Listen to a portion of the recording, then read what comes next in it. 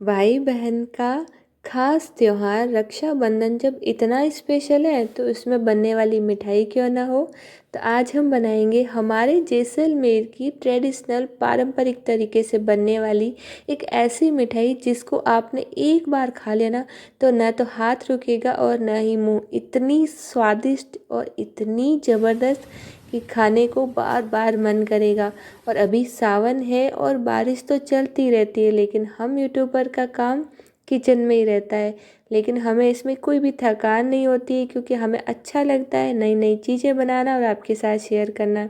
तो आज मैं आपके लिए लेके आई हूँ जैसलमेर की बहुत ही फेमस ट्रेडिशनल पारंपरिक तरीके से बनने वाली मिठाई। हालांकि इसमें आपको थोड़ी बहुत मेहनत करनी पड़ेगी, लेकिन रिजल्ट आएगा 100 नहीं 101%। तो इसके लिए सबसे पहले कढ़ाई में आपको लेना है 2 से 3 लीटर जितना फुल फैट दूध। ये मैंने लिया है दूध, ये मेरे पहले से ही गर्म किया हुआ है, क्योंकि मैं दूध है ना एक साथ नहीं लाती हूँ।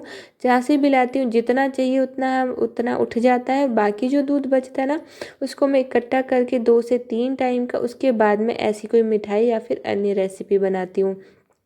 तो आज रक्षाबंधन स्पेशल मैंने मिठाई बनाने के लिए कम से कम 3 लीटर दूध लिया है।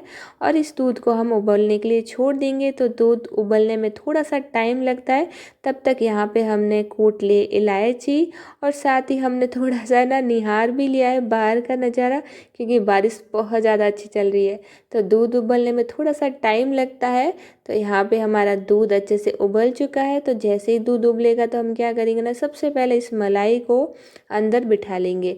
अब क्योंकि ये ट्रेडिशनल रेसिपी है तो आपको पता है, अगर आप ट्रेडिशनल रेसिपी बना रहे हो तो उसमें कुछ ऐसी टिप्स भी होती है जिसको जान लेना बहुत ही ज़रूरी है, तभी आपकी वो रेसिपी एकदम परफेक्ट बनेगी। और ट्रेडिशनल मतलब स्वाद में बेमिसाल। आप कोई भी रेसिपी चाहे मीठी हो चाहे स्पाइसी हो चाहे किसी भी फेस्टिवल की हो, अगर आप उसको पारंपरिक तरीके से बनाएंगे तो आपको उसमें थोड़ी तो मेहनत तो ज़्यादा करनी पड़ेगी। तो अब ये जो मिठाई बनाने वाले हैं हम, इसको 2 टाइप से आप बना सकते हो। अगर आप इस मिठाई को एकदम धीमी आंच में पकाएंगे, बिल्कुल धीमी आंच में करके छोड़ दीजिए और ढेर सारे काम करेंगे, तो ये एंड में आपको ब्राउन मतलब टेक्सचर में बनेगी, इसका टेक्सचर आ जाएगा।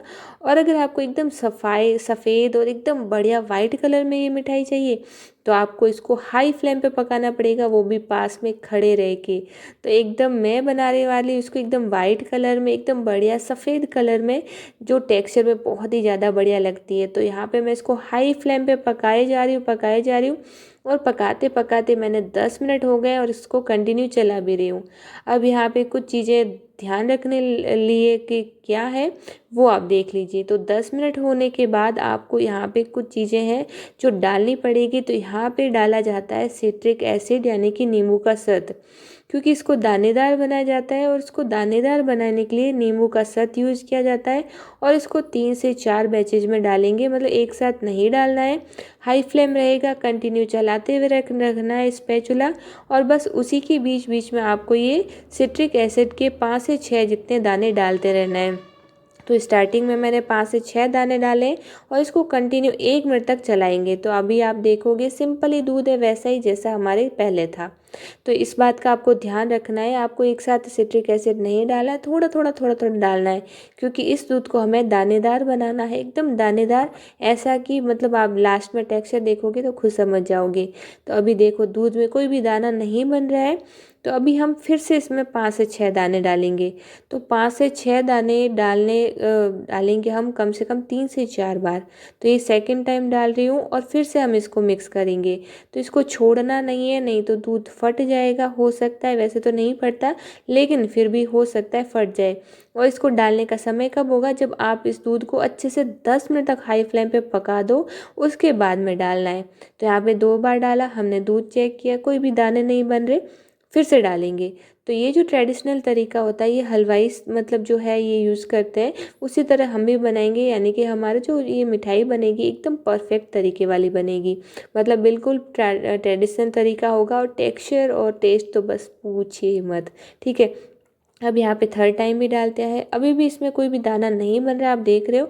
अब मैं डाल रही हूँ चौथी बार। तो यहाँ पे टोटल 18 से 20 दाने मैं इसमें डालूंगी।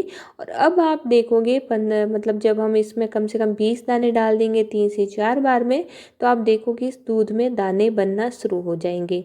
तो बस इतने ही दाने हमें चाहिए, क्योंकि जब ये पूरा पक जाएगा ना तो इसमें अच्छे से दाने एंड तक बढ़िया से बन के तैयार हो जाएंगे। क्योंकि धीरे धीरे पकेगा तो अपने आप उसमें ये घुलता जाएगा सिट्रिक एसिड, और बढ़िया से दाने बन जाएंगे। तो यहाँ पे हम फिर से कंटिन्यू चलाते जाएंगे और पकाते जाएंगे। तो आज की इस रेसिपी में मैं आपको बचपन से जुड़ी कुछ बातें ही बताना चाहूँगी। अगर आपको अच्छी लगे तो ज़रूर से सुनिएगा। तो यहाँ पे हम इसको कंटिन्यू पकाएंगे। और साइड वाली जो खुरचन है ना, इसको बिल्कुल भी भूलिएगा नहीं, इसको आप खुरचते जाइए और दूध में ऐड करते जाइए। इस बात का आपको पूरा पूरा ध्यान रखना है, ठीक है। अब यहाँ पे कम से कम 50% जब दूध उबल जाए ना, तब आपको डालना है इलायची का कुटा हुआ पाउडर, और चीनी डालनी है। अब आपको चीनी इसलिए डालनी है 50% में, क्योंकि इसमें आपको चीनी बहुत ही कम लगेगी। अगर आप स्टार्टिंग में ही चीनी डाल दोगे तो आपको चीनी ज़्यादा डालनी पड़ेगी। लेकिन क्या होता है ना, दूध का अपना मीठा फ्लेवर होता है, तो आप लगभग 50% तक दूध उबल जाए उसी के बाद डालेगा। तो मैंने सिर्फ आधा कटोरी ही चीनी डाली है, आप देख सकते हो।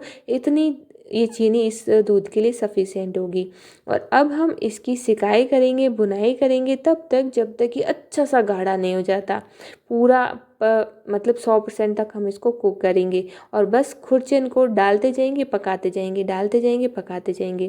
तो क्या है ना, जब बचपन में मैं छोटी थी ना, तो मेरे चाचा है ना जैसलमेर से आते थे। तो ये जैसलमेर की फेमस मिठाई है, तो वहाँ से ज़रूर लाते थे। और स्पेशली हमारे घर की होटल थी, हमारे घर की मतलब मिठाई की दुकान थी, तो वहाँ से लाते थे। तो मुझे इतनी ज़्यादा पसंद थी ना, तक कि जैसे ही आते थे ना तो मैं उनसे हाथ से छीन लेती थी और सबसे पहले मैं ही खाती थी। लेकिन पता नहीं अब चाचा लोगों को क्या हुआ है, अब लाते ही नहीं है। लेकिन चाचा को अब मैं कहना चाहती हूँ इस वीडियो के माध्यम से, भले ही मेहनत लगे, चाहे पसीना आए जैसे आप देख रहे हो, लेकिन ये मिठाई मैं घर पे ही बना लेती हूँ और उतनी ही टेस्टी बनती है जितनी कि आप लाते थे जैसलमेर में बचपन में मुझे अच्छी लगती थी उतनी। तो हो सकता है यही रीज़न होगा कि उन्हें पता है कि अब तो ये खुद बना लेती है। तो मैं चाचा लोगों से वैसे पर्सनली अब ज़रूर पूछूंगी, और ये उनको मेंशन ज़रूर करूंगी रेसिपी कि देखो मैंने ये रेसिपी बना लेती हूँ, और कम से कम साल भर में 10 से 12 बार बनाती हूँ। भले ही मेहनत लगे, लेकिन इसका जो टेक्स्चर है ना, सॉरी इसका जो टेस्ट है ना, इस मेहनत के आगे कुछ भी नहीं। मतलब इतना गजब का टेस्ट है ना कि सारी मेहनत हम भूल जाते हैं उसको खाने के बाद। तो यहाँ पे देखिए कम से कम 70% ये मिठाई अच्छे से पक चुकी है। इसका पानी कम से कम मतलब बहुत कम हो गया है, लगभग नी के जितना हो गया है। अब जैसे ही पानी ख़त्म होगा ना इसका, तो ये नाचना शुरू हो जाएगा, मतलब उछलना शुरू होगा।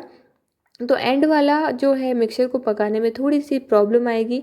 तो या तो इसको ढक करके पकाएं या फिर थोड़ा सा दूर होके पकाएं, क्योंकि उछलेगा, हाथों पे मुंह पे भी लग सकता है, तो थोड़ा सा ध्यान रखना पड़ेगा। और आप देख सकते हो काफ़ी हद तक ये गाढ़ा हो गया है। जब आपको लगे कम से कम 70 से 80% गाढ़ा हो जाए, तब आप डाल दीजिए इसमें 1 चम्मच देसी घी। देसी घी डालने से इसमें बढ़िया सा फ्लेवर आएगा, साथ ही इसमें शाइन आएगी, और ये जो उछल है ना, ये भी थोड़ा सा कम हो जाएगा। तो इससे ना हमारी जो मिठाई है ना बहुत ही बढ़िया बनेगी। तो अभी आप देखोगे इसमें वैसे भी खुद में थोड़ा सा ना क्रीमी कलर आ चुका था, और घी डालने से और भी शाइनी हो गया। तो एंड में बहुत ज़्यादा उछल रहा था, तो मैंने 5 से 7 मिनट तक मैंने इसको ढक करके भी पकाया है। और इसको हमें पकाने में टोटल लग जाएंगे 20 से 25 मिनट, या हो सकता है इससे ज़्यादा भी लगा होगा, लेकिन मुझे याद नहीं है, क्योंकि ये मेहनत वाली रेसिपी है। लेकिन रिज़ल्ट अच्छा आता है तो हमें बनाने में कोई भी दिक्कत नहीं आती है।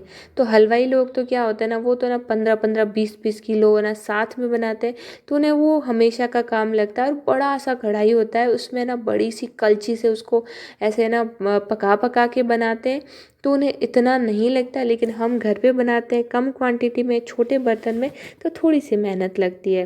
अब यहाँ से सारा मिक्सचर हमारा अच्छे से पक चुका था। तो यहाँ पे हमने एक ले लिया है टिफ़िन। तो आप कोई भी मोल्ड ले सकते हो, थोड़ा सा ऊंचाई वाला मोल्ड लें ताकि हमारे जो बैटर अच्छे से इसमें सेट हो जाए। तो हम क्या करेंगे, नीचे बटर पेपर लगाया और पूरा ही बैटर, ये जो मिक्सचर है दूध का, बर्फ़ी का, मावे का, जो भी बोले, वो सारा ही गर्मा गर्म डाल देंगे और इसको अच्छे से गर्मा गर्म पैक कर लेंगे।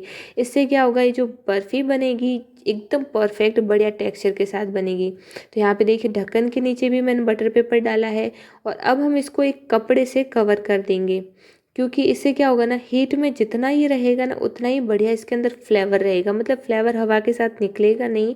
ये सीक्रेट ट्रिक है जो कि अक्सर मैं यूज़ करती हूँ, इससे रिज़ल्ट भी बहुत बढ़िया आता है।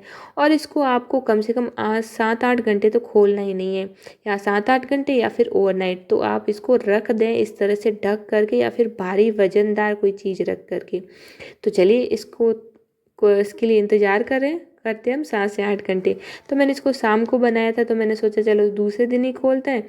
और ये है दूसरे दिन का टेक्सचर, आप देख सकते हो हमारी जो मावा बर्फ़ी है, जो आप इसको कलाकंद बर्फ़ी भी कह सकते हो। तो आप वैसे तो इसके कई सारे नाम हैं, मिल्क केक कहता है कोई, कोई इसे मावा बर्फ़ी कहते हैं, तो कोई इसे कलाकंद बर्फ़ी कहते हैं, तो कोई सिंपली कलाकंद भी बोलते हैं।